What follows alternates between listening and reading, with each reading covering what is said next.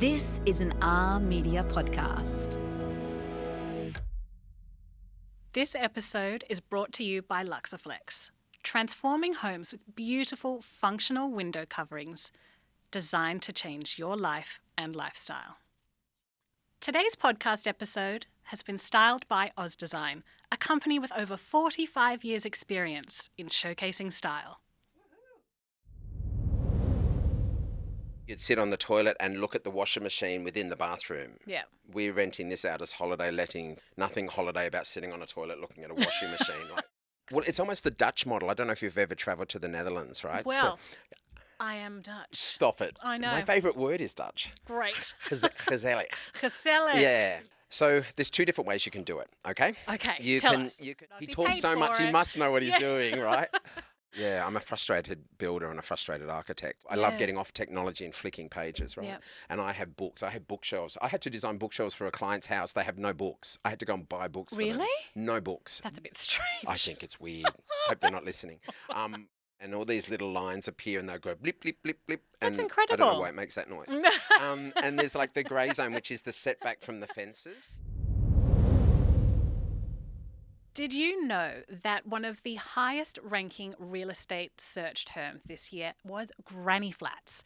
Now, it may not be the sexiest term, might not even be the right term anymore, but this is absolutely a piece of real estate that can make you money. And today we are talking to James Treble all about how to do it. Your home.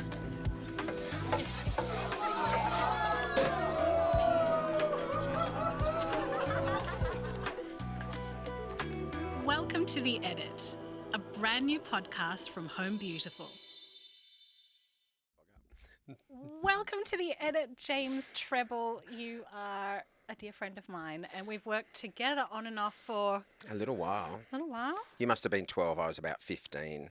Yes, exactly. But welcome. Thank you so much. I've been looking forward to today. I think it's exciting to be able to share knowledge and experience with like-minded people, and I know everybody is interested, and I love the fact that you can listen to this in the car, which I've already been doing, or you can watch it as well. So I think it's going to, tick the boxes for many people. Oh, gosh, I hope so. I hope so. But the reason we've got you on today, besides your superb wit, is you are an expert in several areas. Look, I'm the kid who just got lots of Lego as a child, my twin brother and I, and I would always pull apart the fire truck and turn it into a house. So I love houses. Yeah. And I do work in various areas and have run my own design practice for over 25 years. Mm-hmm. So behind all of the really bad dad jokes and humour, which I'm known for, of course there's a serious side with what I do. Yeah. And I work with developers, I work with large builders. But I know you'd like to talk today specifically about the really rising, growing part of the market, which is adding an additional dwelling to the home. And we know that as granny flat. It's a granny flat? Yeah. Or is it a tiny home, or are they different? They're different. So what's the difference? Great question. Tiny home is a really small format. It's usually movable. Yeah. So it comes almost like a demountable, a tall, skinny, think of a caravan, but more box-like. Yep. So you won't take it on holidays. It's movable to get it onto site, and then it stays there. Okay. It sort of is a funny little grey area with councils and lodgements as far as where it can be placed, because it sort of covers a caravan, but it's not a fixed dwelling, so it's not locked in on bearers and joists or concrete pad onto the floor. It's great for people who maybe live in the fringe areas of cities or in bushfire areas where they want to have a dwelling but can't maybe legally build there. So this can be towed and put in place, be hooked up to a septic, maybe connected to a tank for water, maybe put onto solar. And if there's a bushfire, you could actually hook up the four-wheel drive and take it out of there if a bushfire was coming. So there's adaptability, but it's a little bit of a grey area. That's really clever. I had no idea. So you don't need council approval? It's a grey area. Do? I'm not saying that. So check with council, everyone. Right? But it at the moment, I'm working with a company in New South Wales that deals with them, and it's been interesting because I've been creating them. So there's a bathroom, there's a kitchen, there's a lounge room, there's bedrooms, but it's all small format. So it's got to be towable. So it's got to fit within the size of like 2.5 meters and maybe 5 meters, so it can be towed. But it is a home. It's a home, and I think it's great. We are in a housing crisis. The population's growing faster than the houses that we're building. Yeah. And how are you going to put someone into it? So it's not just for people to live permanently. Some people are putting them on a property. You know, when you get to that stage where you love your teenage children, but you just don't like them all the time, send them out. Get a tiny home and let them live in the backyard and learn what the big world's about. Or maybe it's an artist studio. Maybe it's a little an office space that you need. You know, after COVID came, we were all working from home. Yeah, exactly. So you had to be in the home space. A granny flat, as we call it, is something that's different. It's a fixed dwelling. It's built on your land. It's got to meet requirements. And depending on how you do it, there's fixed sizes. And so I have entered into this process. We have one. Ours is called a guest house because I don't have any grannies near me. A granny is a little old thing that sits on a rocking chair on the back of the truck, you know, like Beverly Hillbillies. Yeah, no grannies. No So, grannies. Guests, lots of guests. Yes, we have. So we went down the road of building one, Elle, because I bought a block of land on the central coast of New South Wales and now in north of Sydney. We renovated a house and I knew I always wanted to build on the back of it. That's why I bought that block. It's dual street frontage, so it's between two roads. Oh, that's ideal. But many people build granny flats in the back of their property that's sort of landlocked with houses around it, so you can still do that. And then there's requirements to build it, but we went down the road of building it and putting it on Airbnb as an additional form of accommodation, and also to be able to give us the flexibility of keeping it empty if we have friends from overseas or family from overseas, someone to stay. Okay. So we went down the Airbnb brand without pushing a platform. Yeah. And it's been going incredibly well, but it's a bit of a journey to create it. So you use it primarily for guests. Yeah. Is it a home office? Because some people do it for those purposes as well, don't they? If you think of a big capital H, that's the fencing that I put on the property. So I put a fence between the main house and where we built the granny flat. So it's got a gate, so we go in and out and we can access it and look after the garden. I've got a bit of a green thumb. I like plants. Me too. We were actually talking to some friends and somebody asked, it was at a home show, and somebody mentioned something about how many plants, and Sandro sang out, my partner, Sandro, sang out, we have 27 plants in our house, and we think that we don't feel like we're in a jungle, but they're so good for you, right? Exactly. And so anyway, it's a nice space. So our granny flat, I went searching. I searched for companies that I wanted to feel comfortable to build. It's a big thing, you know, I work hard with my money here. I go into my serious side, No, I like right? this. It's good information because so if you want to build a granny flat, there are companies that do the whole thing. You don't have to find all the materials and then do it yourself. In a similar way, if you want to build wardrobes in your home, I would recommend somebody to go to a wardrobe company than just a joiner, because a joiner can build you the most beautiful wardrobe, but a wardrobe company has specialised pieces, so I think it's more cost effective. Yeah, good With point. a granny flat, going to somebody who specialises in that, you know, I work with some of the largest builders in Australia. I have done. Yeah. I create all the display homes for Edenbray, like a large builder here in New South Wales. Yeah. But they don't do granny flats. They don't do that size format. So I went looking at many companies and I settled where I wanted to build, and it's been a great process. They took over the whole thing. I was able to watch over the fence. We came on Did site. they like that? Yeah. Well, they know what Are I'm you like. sure? Well, you should never watch trades when they're trying to drill, because all of a sudden they'll hit the hammer and they'll hit their thumb, because like nobody likes to be watched. Yeah, I'm a frustrated builder and a frustrated architect, and I do sort of dabble in both sides. So we were watching and editing it, and we filmed it as an online show to film the whole process of doing it, to share that knowledge. James is a fountain of knowledge. Coming up next, he discusses one of my favourite real estate topics, the Dutch method. More on that in a bit. When it comes to creating a home that feels calm, beautiful, and uniquely yours, light plays a key role. Luxaflex offers a range of custom window coverings that don't just elevate your interiors. They help you control a space with light. From soft sheers that diffuse sunlight to smart blinds that move at the touch of a button. Every Luxaflex product is made with quality craftsmanship and thoughtful design. Discover how Luxaflex can transform the way you live and enjoy your home every day. Visit luxaflex.com.au to explore the full collection, or visit your local showroom today.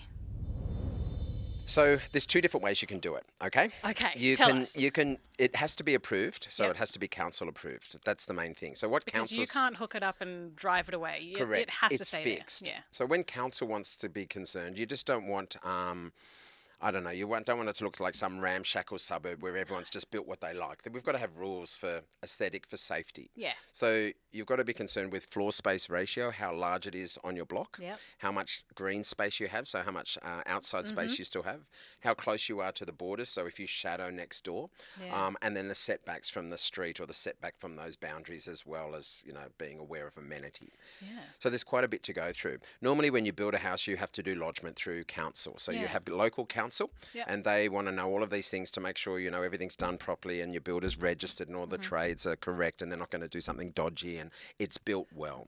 And it's a lot of paperwork as well. It's lots of paperwork and lots of planning. Yeah. So that's why you go to someone who specialises in that. Okay, so they would take care of that for you. They take care of everything. Great. So what we did, because there's a size limit, each state is different. It's been interesting for me to travel. So I travel with the home shows. We ran into the home show in through the home shows. We had a great time at the home show. And there's different rules within each state. Yeah. So in New South Wales, the size is 60 square metres. And if you remain within 60 square metres and you meet the requirements of the heights, the size, the setbacks, instead of going through council, you can go through a certifier. They therefore can fast track the process. So it's not doing anything dodgy, it's making it faster. Do you need a town planner or do you need any eco reports connected to this? They do all of these reports as part of the process for you. They do an engineer's report to make sure that they can build where you're building, what's underneath the ground. I went with a company called Granny Flat Solutions, so I'll just say who it is in case I drop their name. So I'm super happy, but I know there's other great quality brands that you can build with, so I'm not telling you to build with them. No, this is great. We'll put it in the show notes. Put it in the show notes. I actually will disclose now I work with them one day a week. These guys have taken me on and I'm doing some work with the brand, but I picked them to build with them before I even I was just going to ask. So they thought, this guy's all right. He believes in our product. He talks so much, he must know what he's doing, right? Can you choose the look? Everything. Or, are there rules around what it looks like? Not really, the aesthetic. So there's so many different styles. So they've got set Lovely. plans. This is a great tip for people. Yeah. The builders, all of them will have their set plans that they can work with. So that's going to be easier because it's faster. Yeah. And then you can modify one of their plans. And that's actually what I did. I went with the plan that worked. I stretched it a little bit. Yep. I relocated the kitchen. I moved the door to there. Internally, the laundry opened into the bathroom. Originally, you'd sit on the toilet and look at the washing machine within the bathroom. Yeah. We're renting this out as holiday letting. Nothing holiday about sitting on a toilet looking at a washing machine. Like, not for me, right? Aesthetics are everything. I raised its height. So instead of 2,400, I went to 2,700. Isn't it amazing what a difference that makes? Well, it's almost the Dutch model. I don't know if you've ever travelled to the Netherlands, right? Well, I am Dutch. Stop it. I know. My favourite word is Dutch. Great. Gezellig. Gezellig. Yeah, means cosy and warm natuurlijk. and nice. And so I've been there many times. The first few times I don't remember for a whole nother time slot. But I love that place. So what I say that for a reason. They've got small footprints, but they've got tall ceilings. And Dutch people are tall. You're reasonably tall. So when you get height, even though you've got a small footprint, you immediately get a nice feeling of space, a sense of airiness and openness. And that's what's noticeable. Because we went through Airbnb, the money that I've invested in the finishes, the fittings, the look of it, the design, we've benefited from demand because it looks good. I think that's so important. When I'm looking for somewhere to stay, like you said, you don't want to stay somewhere that's just like your house. No. Do you know what's funny? We go overseas a lot and I stay in Airbnbs and you look at them, and in Italy in particular, you see these like bright red lounge that's from IKEA. They call it IKEA.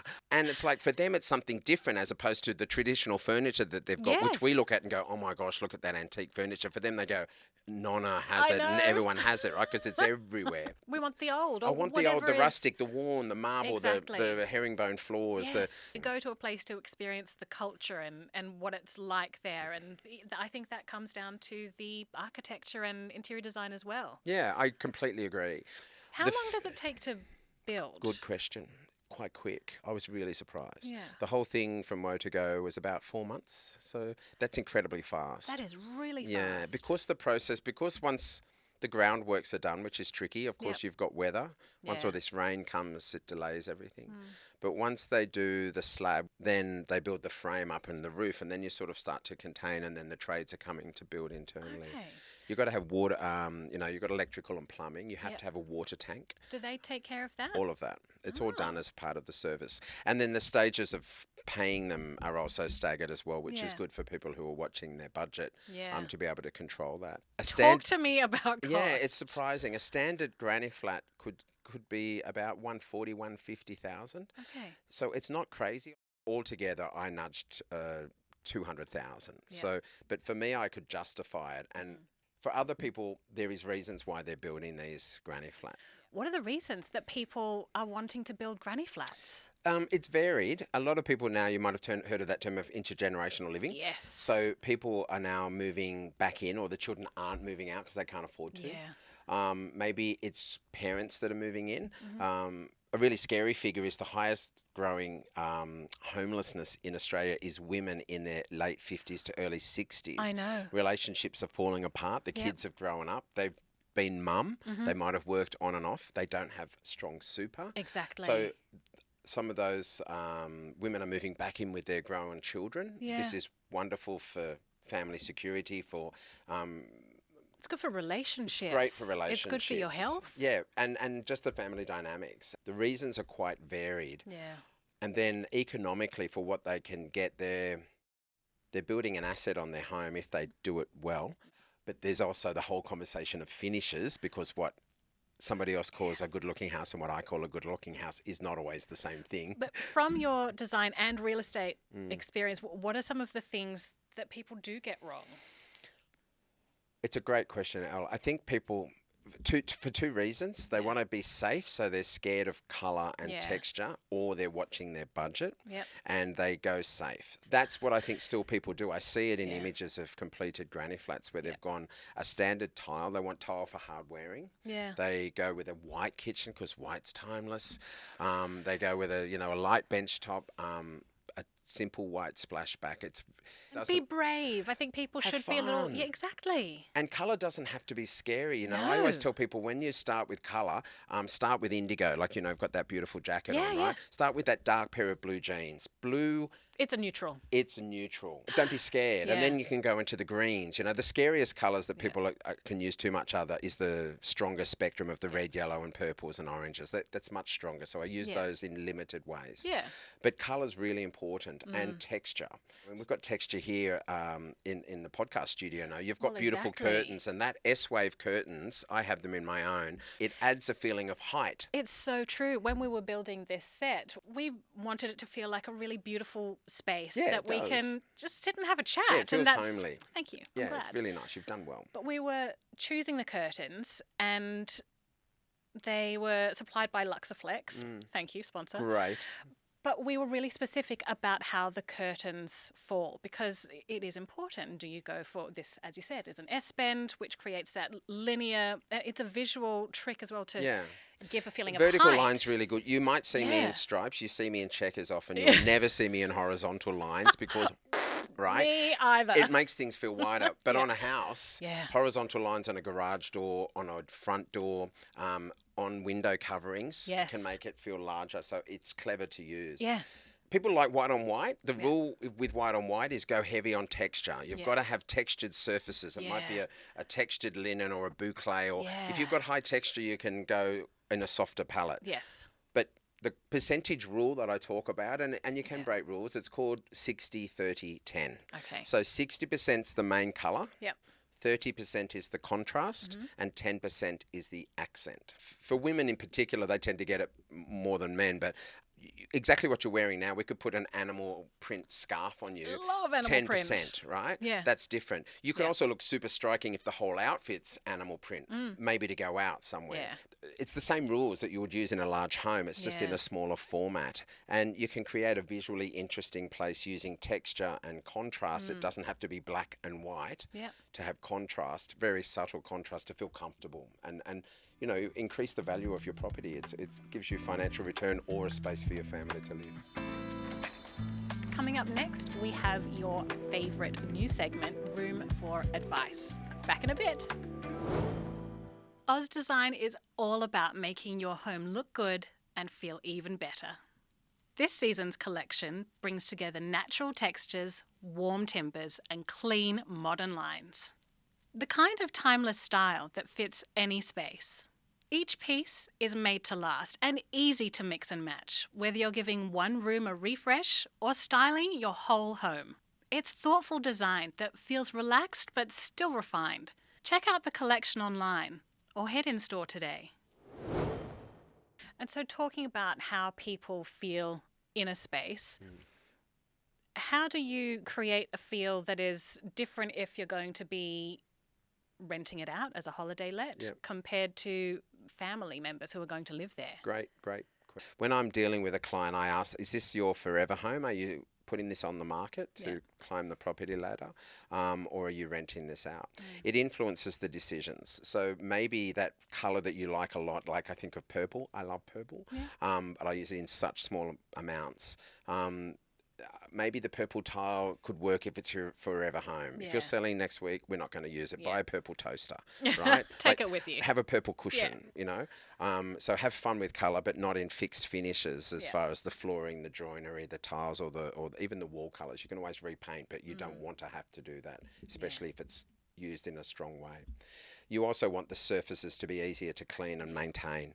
If it's for your mum, you might choose colours that she likes to make her feel soft. You might look at colours that have been in the family home that she's coming from. That's a good point. So there's a continuity. So I feel like I'm in this new place.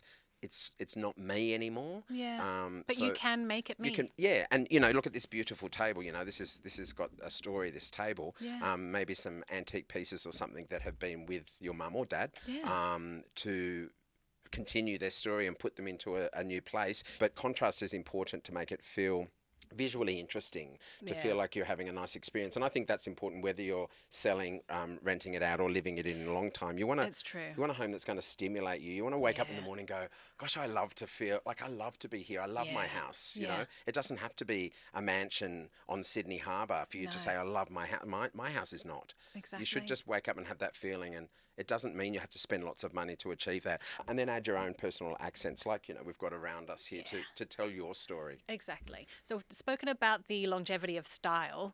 What about the longevity of the actual structures? Do granny flats come with warranties, or how long can you expect them to last? So you have normal builder's warranties, like normal process for a build of a large family home or a granny flat would be like an 8-year builder's warranty. So you're dealing with a reputable company. You should be. Always check out who you are building with. I would always ask, even with trades, can you give me some names of who you've worked with, and talk to those people? Oh, good point. And you can Google everything these days and find out everything about each other.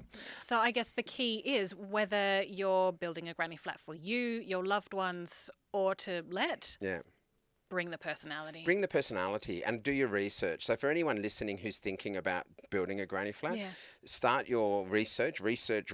Knowledge is king.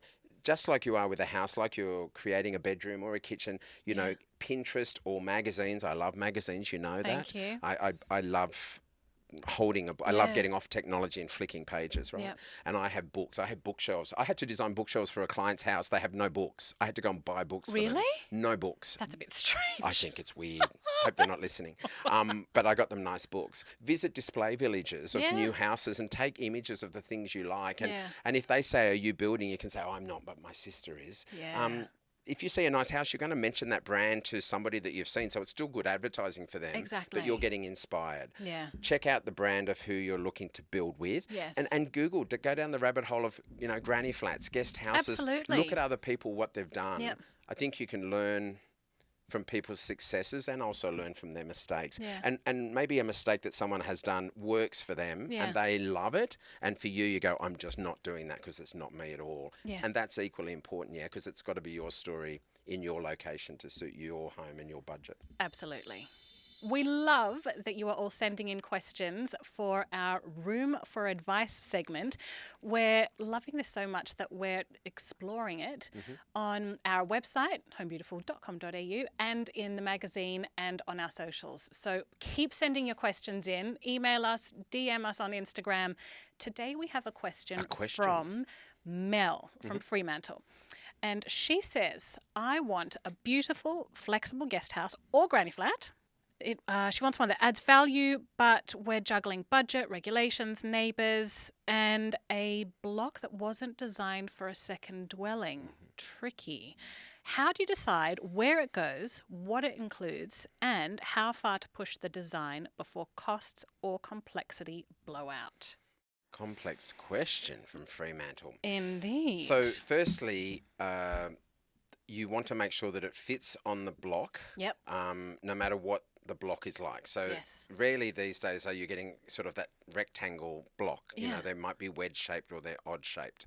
So, when you are approaching a company who's going to build the granny flat, they have a program that they can usually overlay that will tell this information quite quickly. Really? Really fast. So they can come through, they can zoom in on your block, they put a floor plan in as a just this might work, Yeah. play with it, and all these little lines appear and they'll go blip, blip, blip, blip. That's and incredible. I don't know why it makes that noise. And there's like the grey zone, which is the setback from the fences Yeah. to make sure that it fits within this area. And then that's going to help them determine whether it's a square, a rectangle, an odd shape to fit in the back of your block. So firstly, I would look at always the design first, Yep. the structure to make sure that it can be it can fit on your block size. That's the first thing. Access to the block. Yeah. So you need to be able to get down the one side of the house. You want to make sure there's enough access down the side of the house for the trades to get down, for the tools to get Yes. down. Things can be craned over the top of the house, but most can't, and so that's important too. So the parameters for access and So this is not one for a terrace house. no. No. Well, maybe if it's a terrace house, many terrace houses back onto rear lanes. They used to That's have the true. dunny lane. So maybe it can. It's just about how big it is. Yeah. And 60 square metres might be 30 on top of 32. So it can be, Of course, the Dutch model. yeah, it can be that Dutch model The again. Dutch model. Gouda, get some Gouda cheese. So I would always look at the size of it and the adaptability to be able to build first. Then you would look at your finishes. So when you're building a second dwelling, in a little way that we talked about the continuity of the colour of the front door flowing through, you want to Yes. flow. So I always ask clients when I'm meeting them first up, because there'll be site inspections and those things come later. Bring a photo of your house. Bring a photo of the fencing type. What's it look like? What do your neighbours look like? Once you know the house, then maybe you'll relate the colour scheme or the finishes to the existing dwelling. Yep. If you're watching budget, brick is going to cost more than cladding. Some people want they feel that a brick dwelling is solid. They might, Yeah. you know, that story of the three little pigs. They want the brick house that's going to last forever. Sandro's from Italy. It's like brick. Gotta be brick. But cladding is lightweight and you can Yeah. have great insulation, and we've got cladding on ours and it's perfect. Yeah. And relate the colour scheme to the house. Then you would look at the format of the floor plan to make sure you're getting the right amount of bedrooms, where the door is, where the window. Yeah. I'd want to look at breeze. Like I love airflow and Yes. natural light. They're the two things that I Yeah. look at for every house. Yeah. Because It's otherwise, good for energy bills as otherwise you're in a well. really good looking cave and it just Yeah. feels terrible to be in. Yeah. The final element where it's going to be about budget is your personal taste. You know, I raised the ceilings. I elevated some of the finishes. I put cladding on a wall with a feature colour. It's Yeah. going to be cheaper just to put the feature colour first if I'm watching budget Of course. and still achieve a similar look. Yeah. Appliances is another thing. And in my case, I've got a stone splashback. I could have instantly taken that out and put tiles. I love tiles, the texture of tiles, and still achieved great results. I could argue it looks nice with my stone, but I don't know that I'm getting more rental return because of that. I'm getting rental return because of the overall feel, and that can be achieved in different ways. Look on council pickup, like find things and search for things. Marketplace. Look what you've got in your home that might not be working. Can I repaint that picture frame in a colour of the front door and put that in the house? And maybe I've brought that colour in a really cost-effective way, making it feel cosy if it's rented or if your mum's in there or the grown-up kids are in there, whoever's in there. So, James, we all have that weird and wonderful drawer in our house. Mine's the junk drawer, but for today's purposes, we'll call it the mystery drawer. Mystery drawer. What have you brought in from your mystery drawer? I have lots of mystery drawers because I find things and see things that I like and I put them away. So, my mystery drawer, I found these objects. Okay, What is I'm this? intrigued. So- we have black bubble wrap. To protect them. This is part of a story that I want people to understand when they're travelling, when they see something, to fall in love with it, even though they might not have a purpose for it straight away. This is... These are cast conch shells that I saw Aren't in they a store. Beautiful.